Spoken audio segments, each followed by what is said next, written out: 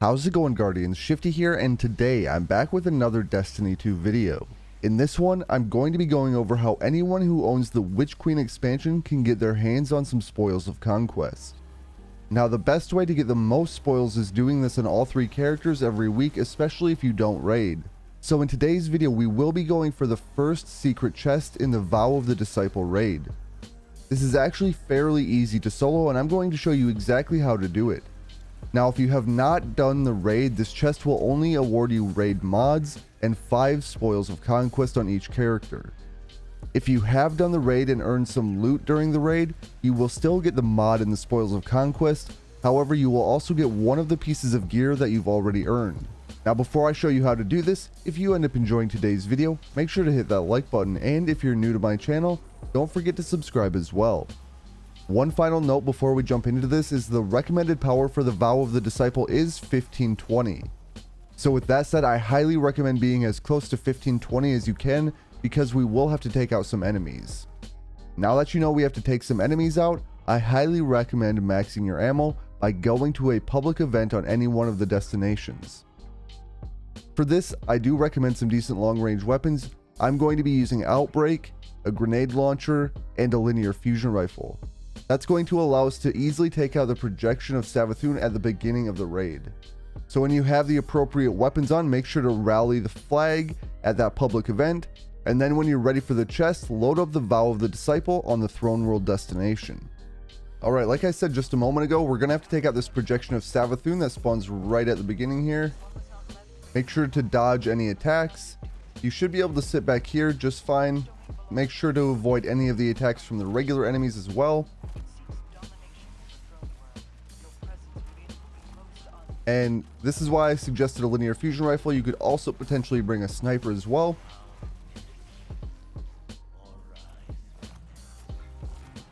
And the projection is down, which will open up the door and we can proceed on into the raid. So at this point you can hop on your Sparrow. There's a bit of a Sparrow section here that we don't have to worry too much about. This will get us to the very first opening encounter of the raid.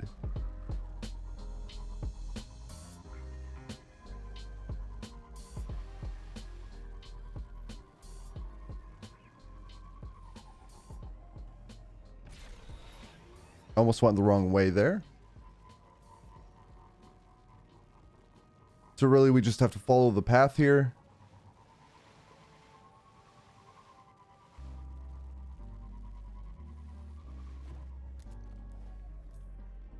And once you see this payload that you have to escort, this will be the opening encounter, and we'll have one set of enemies that we need to take out. So when you're at this point, you're going to want to step into the circle here, and we're going to be taking out the first wave of enemies. You'll see some Scorn spawning. I'm going to go ahead and grenade them immediately. I'm going to kind of try to use this cart as cover and take out as many enemies as I can. We're going to have to take out these knowledge bearers. And this is a section that I recommend being 1524. The previous one can probably be done without too much of a fuss. So we do want to take these abominations out. And you can see why I stuck behind this cart. If you go outside of the circle on the cart, you will gain stacks of Pervading Darkness. I'll show that to you here in just a moment. So we're going to be out here. And see, we're gaining stacks of Pervading Darkness. You can be out of that circle around the cart for a short amount of time. So if you have to come out here and get to additional cover, feel free to do so. And this is another benefit of grabbing full ammo. We can use it on the abominations at this section. But as you can see, Pervading Darkness times 8. If you get up to 10, you will end up dying. So you'll want to get near the cart to reduce those stacks again.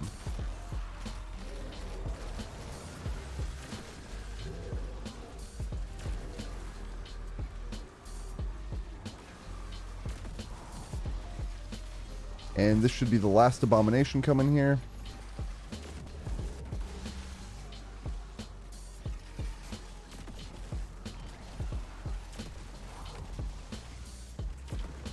And we'll just go ahead and super, except my super got messed up here.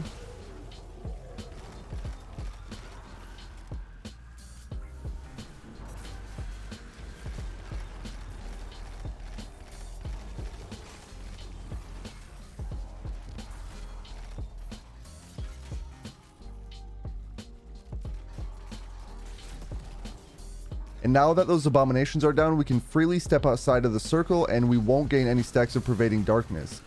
Once that happens, we can push forward and we don't have to stay by that payload. We're not going to worry about any raid mechanics here. Instead, we're going to push up, and just to the left here, you'll see this log that goes up, and just to the left of that log is one crystal that we can shoot. So I'm going to go ahead and shoot that crystal, and then we're going to push forward a little bit. So this is a direction that the payload normally goes. It would normally push through here, and we would stop right here. However, we don't have to worry about that. Instead, just keep going forward, and the second crystal you're going to want to shoot is right here to the left. Then we're going to backtrack just a little bit, and instead of going back where we came from, we're going to turn left. And the third crystal that we're going to want to shoot is right in here. You can go on either side of this bridge and kind of shoot at that crystal. You can shoot it from this side. I'm going to go to the other side because it's just a little bit easier to see. So drop down here, and there's the third crystal.